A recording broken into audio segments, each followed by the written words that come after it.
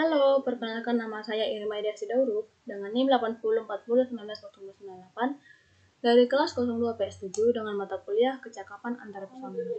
Saya di sini ingin mempresentasikan tugas akhir saya dengan judul Peran Mahasiswa dalam Menanggapi Berita Hoax. Pengertian hoax. Berita hoax adalah informasi palsu, berita bohong, atau fakta yang direkayasa. Hoax diartikan sebagai upaya pemutarbalikan fakta menggunakan informasi yang seolah-olah meyakinkan, akan tetapi tidak dapat diverifikasi kebenarannya. Hoax juga bisa diartikan sebagai tindakan mengabulkan informasi yang sebenarnya dengan cara membanjiri suatu media dengan pesan yang salah agar bisa menutupi pesan yang benar. Penyebaran hoax mulai marak sejak media sosial populer digunakan oleh masyarakat Indonesia karena sifatnya yang memungkinkan akun anonim. Maksud dari akun anonim di sini adalah akun yang tidak menggunakan identitas asli pengguna atau akun bodong yang dapat membuat akun bodong ini berkontribusi. Juga setiap orang, tidak peduli latar belakangnya, punya kesempatan yang sama untuk menulis. Faktor penyebab maraknya penyebaran berita hoax. Yang pertama, berita hoax yang secara sengaja dibuat dan disebarkan. Biasanya oknum atau kelompok yang sengaja menyebarkan berita hoax memiliki tujuan-tujuannya tertentu. Ada berita hoax yang sengaja dibuat dan disebarkan hanya untuk menaikkan popularitas atau hanya untuk mencari sensasinya saja. Ada pula berita hoax yang dibuat dan disebarkan bertujuan untuk kepentingan politik, yaitu dengan memfitnah lawan politiknya agar mereka dapat menang atau mencapai tujuan tertentu dalam bidang politik. Dan masih banyak lagi hal yang menjadi pemicu oknum atau sebuah kelompok untuk membuat dan menyebar dengan sengaja dan menyebarkan dengan sengaja berita palsu atau hoax tersebut. Yang kedua yaitu berita hoax yang tidak disengaja. Kadang ada beberapa oknum atau kelompok yang ingin membuat lelucon saja di akun media sosial mereka. Akan tetapi, berita yang awalnya hanya untuk menjadi bahan bercandaan justru berakibat fatal. Oleh karena itu, kita selaku pengguna media sosial harus lebih berhati-hati. Jangan sampai apa yang kita kirim ke media sosial justru membawa kita ke jalur hukum. Contoh-contoh berita hoax. Yang pertama, berita hoax. Contoh berita hoax yang secara sengaja dibuat dan disebarkan.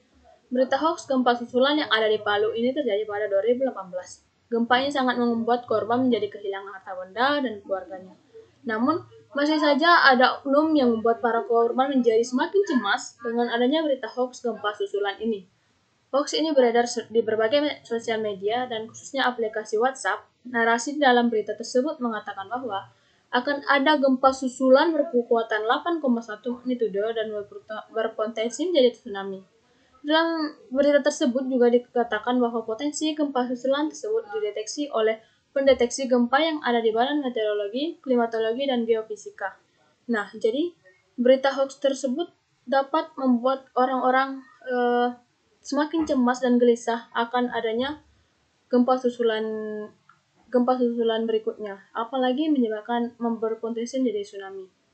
Yang kedua yaitu berita hoax yang tidak disengaja. Berita hoax penculikan anak yang tersebar ke berbagai sosial media seperti Facebook, Twitter, dan WhatsApp yang terjadi pada tahun 2018.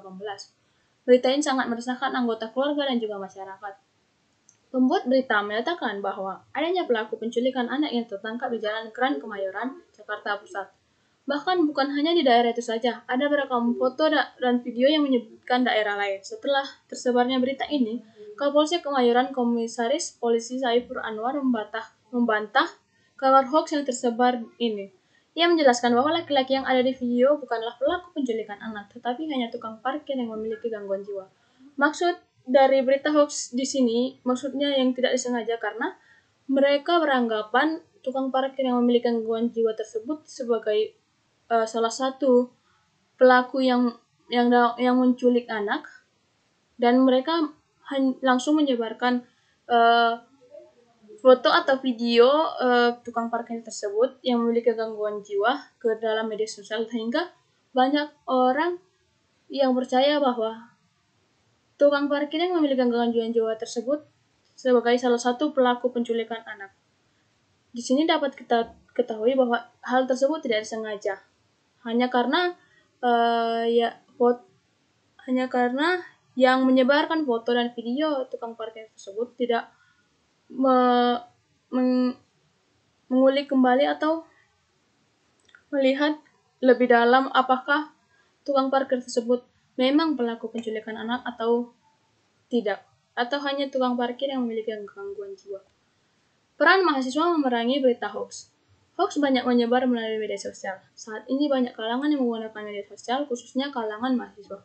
Sehingga dapat dikatakan sasaran utama berita hoax adalah kebanyakan kalangan para mahasiswa. Oleh karena itu, para mahasiswa harus mampu membedakan mana berita sebenarnya, mana berita hoax, agar berita hoax tersebut dapat dikurangi atau bahkan dihentikan penyebarannya. Berikut adalah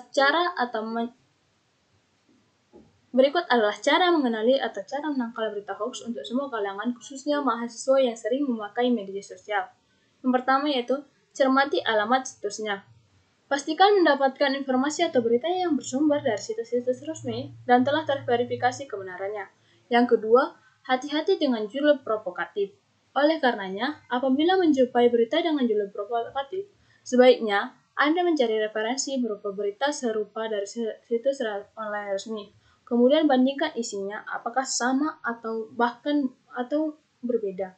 Dengan demikian, setidaknya Anda sebagai pembaca bisa memperoleh kesimpulan yang lebih berimbang. Yang ketiga yaitu, periksa fakta. Perhatikan dari mana berita berasal dan siapa sumbernya. Apakah dari institusi resmi, seperti KPK atau Polri, atau bahkan hanya akun anonim atau akun bodong semata. Sebaiknya jangan cepat percaya apabila informasi berasal dari pegiat ormas, tokoh politik atau pengamat, atau akun anonim yang disebutkan tadi. Perhatikan keberimbangan sumber berita. Jika hanya ada satu sumber, pembaca tidak bisa mendapatkan gambaran yang utuh. Yang keempat itu cek keaslian foto. Di era teknologi digital saat ini, bukan hanya konten berupa teks yang bisa dimanipulasi, melainkan juga konten lain berupa foto atau video. Ada kalanya pembuat berita palsu juga mengedit foto untuk memprovokasi pembaca. Cara untuk mengecek keaslian foto bisa dengan memanfaatkan mesin pencari Google, yakni dengan melakukan drag and drop ke kolom pencarian Google Image. Hasil pencarian akan menyajikan gambar-gambar serupa yang terdapat di internet sehingga bisa dibandingkan. Yang kelima, yaitu ikut serta grup diskusi anti-hoax. Di Facebook terdapat sejumlah fanpage dan grup diskusi anti-hoax. Misalnya forum anti-fitnah, hasut, dan hoax atau FAHH. Dan fanpage and Group Indonesian Hoax Booster, fanpage Indonesian Hoax, dan grup Sokoci, dan masih banyak grup diskusi anti-hoax lainnya. Di grup-grup diskusi ini, netizen bisa ikut bertanya, apakah suatu informasi merupakan hoax atau bukan, merupakan berita bohong atau bahkan berita asli, atau peristiwa yang sebenarnya terjadi, sekaligus melihat klarifikasi yang sudah diberikan oleh orang lain. Semua anggota bisa ikut berkontribusi, sehingga grup berfungsi layaknya crowdsourcing yang memanfaatkan tenaga banyak orang. Demikian presentasi saya, sekian dan terima kasih.